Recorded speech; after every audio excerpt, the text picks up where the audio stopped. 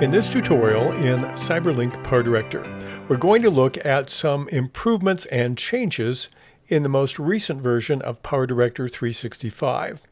We're going to look at four things. First is changes in the preview layout, also text alignment, vertical or horizontal, something about the panel redesign, how you can move them around, and an update on background removal. So we're going to deal with those four issues together in this short tutorial. First thing we're going to look at is the preview layout. It's more common today to use stuff that's related to, say, an iPhone or Android phone in terms of your video. You see this increasingly on YouTube, for example. So if you want to make a project that way or to see that kind of content differently, there's a new panel in the preview area. I'm going to take this picture that was shot on a smartphone, and when I just drag it down in the normal horizontal 16:9, this is what I see. But you have other options now. If you look below the preview screen on the right, you have this box with these lines on it. It's called Layout. Let's see what happens when we change it. The default here is Landscape. Let's go to Portrait. When I go to Portrait, it changes how it looks on my screen. And I actually can see more of it in this direction. But if I want to see it the way I'm going to produce it, if I'm going to produce it this way, I'll go from 16:9 to 9:16. And when I do that, my project orientation has changed, but you notice I have some black area down here. Now what I can do is I can actually take this and I can change it to fill the screen if that's what I want to do. So there it is right in the middle of the screen. I've slightly enlarged it so I have no black space. So if I'm going to produce a 9:16, this allows me to see it better. I can even do this changing the orientation here. I can go back to landscape and I lose some territory. And I can also go back to just a floating option if I want, and move it around anywhere I want, no matter what my orientation is. Now, I don't have to switch my project to 9:16 to do any of this, but that's one of the ways in which it is especially helpful. Now that brings up another thing that I'd like to look at. This is panel redesign. The default layout is with the panel with all your objects here on the left, the preview on the right, and the timeline at the bottom. In the new design, you don't have to leave it that way. I'm going to right-click on this area here and choose Dock Undock.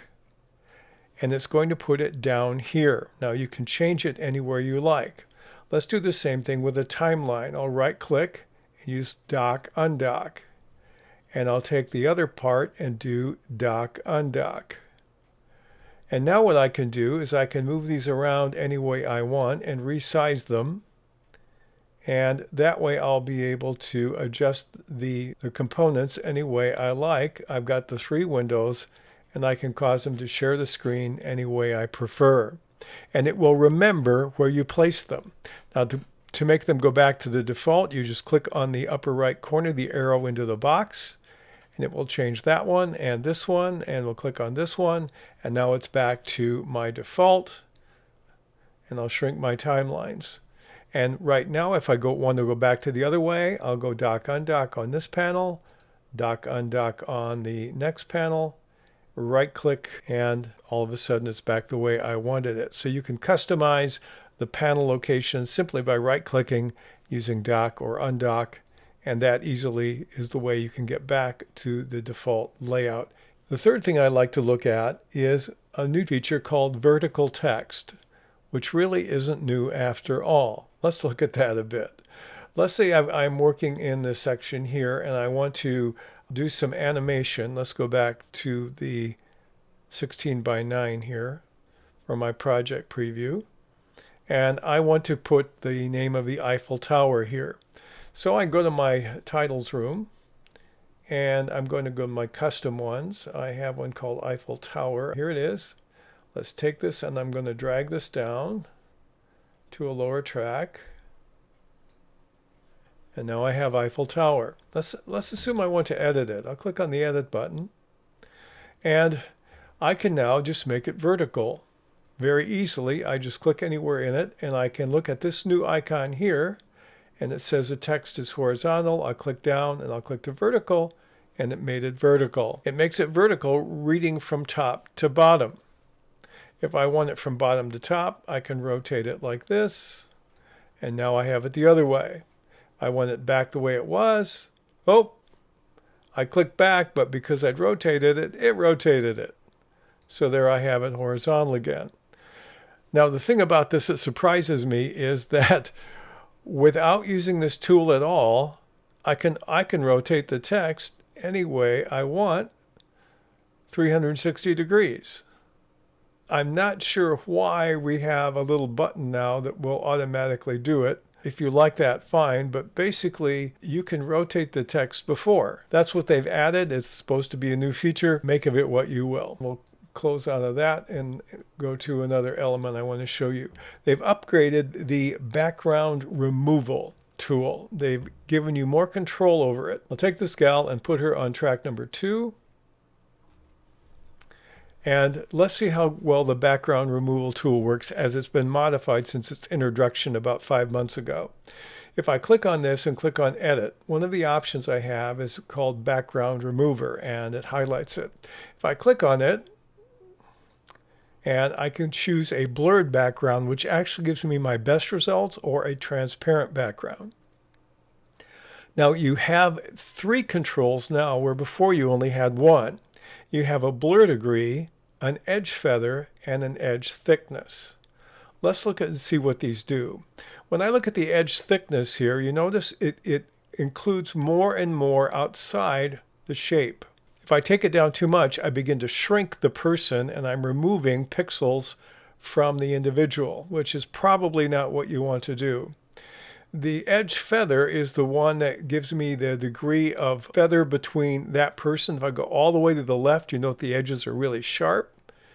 If I go to the right, they're softer. And then we have blur degree, which only works if you're blurred. But you have to use a combination of these. Let's leave this at about here. It looks good in there, but notice what I have going on here.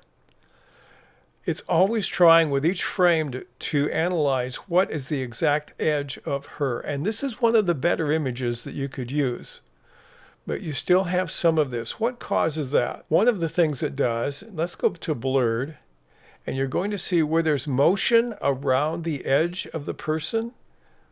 You're going to see that action here. Either the camera's moving or something else is moving here, and there's a change. So if you have nothing around the person, you won't have this kind of crawly looking edge around the individual. That's what's causing it. So when you have motion at the edge of the image it captured, you have this kind of thing. That's why I would tend to say that blurred tends to work a little better than transparent, but sometimes you want a transparent background. Another thing that works is if you have kind of a busy background to it. Let me close this out, and we'll just take this picture here and increase its duration so it matches her.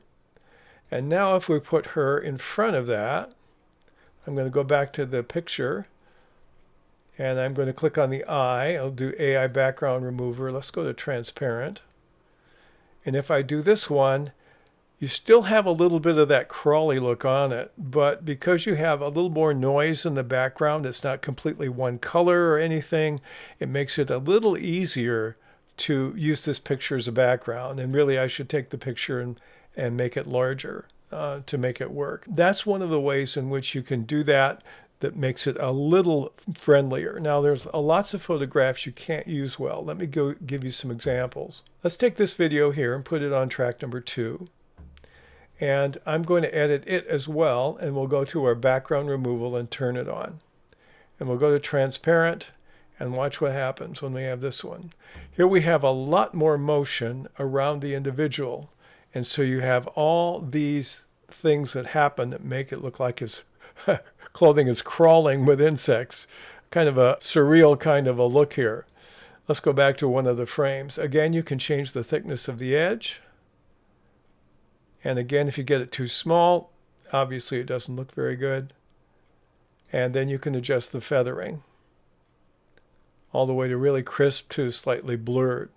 But if I go back again to my blurred option, you notice I'm going to have movement with this person here and movement around here. And in those frames where you have that movement, that's where you're going to have a little bit of that crawly stuff. It's a lot better than anything we've ever had before, but it does have some limitations. So I thought I'd alert you to that. But we do have more control. I think they're going in a good direction.